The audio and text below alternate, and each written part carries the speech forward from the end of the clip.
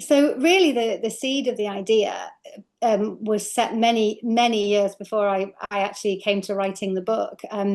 I was years ago. I went to a wedding, and I didn't know the bride so well, so I was there on my own, and I was sitting for the wedding breakfast on a big table of guests, single guests, and so no one really knew each other, all different ages and personalities and backgrounds, and everybody got chatting and got to know each other a little bit. And at the end of the meal, the waiters brought around these little white envelopes. And I just sat back and watched all these different people open these tiny envelopes. And I just thought to myself, what if there was something in these envelopes that was like a little piece of information that would change all their lives and how these different people would react to it. And it turned out actually that these envelopes were lottery tickets. So they were the wedding favour that you sometimes get. I don't know if they do that in the US, but that's quite common in the UK. And so everybody was chatting about what they would do if they won the lottery and how they would spend their money. And I remember in particular, there was an older chap there who said, I'm not really bothered about this money because all I want is my wife back. And it turned out that his partner had passed away quite recently. So that the image of that table just really stuck in my mind, and I sort of squirreled it away really for a good few years, and then eventually I had the opportunity. I had children and they'd started nursery and school, and so I had the opportunity and this sort of headspace to sit down and have a go at this dream I'd always had of writing a novel. And so I came back to that table of dinner guests and the envelopes. Except my envelopes and my story, they reveal the age that you'll be when you die. At that point, I wrote the 3,000 words, and I began going through the characters at this table, them all sitting down, and then at the end of that first chapter, one of them opens one of the envelopes, and the story unfolds from there. The way it's set up is we hear from all the characters throughout the book, but Vivian is really the main character. And so she is a lady in her early 60s who has worked on women's magazines for years. And she's a bit disillusioned really with that world. She's found out that the sales figures are going down and the magazine may close. She's very sort of she's quite jealous, towards the young girls that are coming into work in her office. She's a bit negative and spiteful towards them, and she's very much feeling her age at the start of the story. She's sort of in a closed world really, and she does her job. She goes home. She watches her Poirot on the telly, reads her crime novels, and doesn't really allow a lot of external people into her world. And then there's Tristan, who is an introvert, a sort of computer specialist. He lives in a flat on his own, and he has recently split from his girlfriend, and so he's quite heartbroken at the start of the story. He's very sort of self-conscious. He's not great in situations. Finds the dinner party at the start quite experience. So there's Matthew, who is very handsome, quite predatory. He works in banking, and he has various ladies he dates on a rotating situation. And then there's Stella, who is a YouTuber, and she's found a lot of success through her YouTube channel to do with fashion. She's very privileged background. Who else? There's Melvin, who is a black Welsh guy who is a police officer, and he's who is really struggling himself because he's been married for lots of years. His wife is unwell, and he's battling these feelings of attraction towards the same sex, basically. Is that everybody? Let me think. And then there's Janet, who is a very self-confident lady who is in her 40s. She works at a lingerie company. She's got a rich husband and a sort of a privileged life, but she's very frustrated. And she comes into this situation, I think, looking for a new adventure. They receive these envelopes at the end of the dinner party, and they're not all opened in that moment. the one that's opened is Our Lady Janet, and it's pretty much, I think it's a year on from, let me think, it's a year on from the age she is at the time, and so she's quite horrified by that, and they all have different reactions to it, being such different personalities.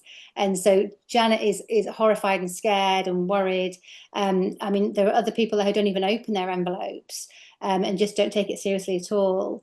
And Vivian's envelope is lost, and that's not discovered until further down the line. And so it's 2 weeks later when I don't know if we're having spoilers or not, but 2 weeks later, one of them passes away, and that brings them all back together. And so chapter 2 is them at the funeral service for this character who's passed away, and then that's when they can get together and discuss what happened. Is this related? Is it just a coincidence? And then the story unfolds. It does unfold over a number of years, and so it's the time I have it. So the time is longer between each death. So I think it's 2 weeks, and then 3 months, and then maybe 6 months, and then a year, and it continues like that. Because what I found interesting about that was it gives you time. It gives them time to see their home life and their reaction, and to see if they change with that information. Because some of them are consciously trying to change. Some of them are consciously trying to fight their number, while others accept it and just live a crazy life. Like Janet, for example, she drinks all the champagne, does the designer clothes shopping, eats the steak, and just goes a bit wild. Whereas someone like Vivian is trying to sit back and work out what's happening and trying to sort of buy herself more time. But I do see that as a difference between other books. There are locked room mysteries, and there have been times where I've questioned it, and people have questioned it.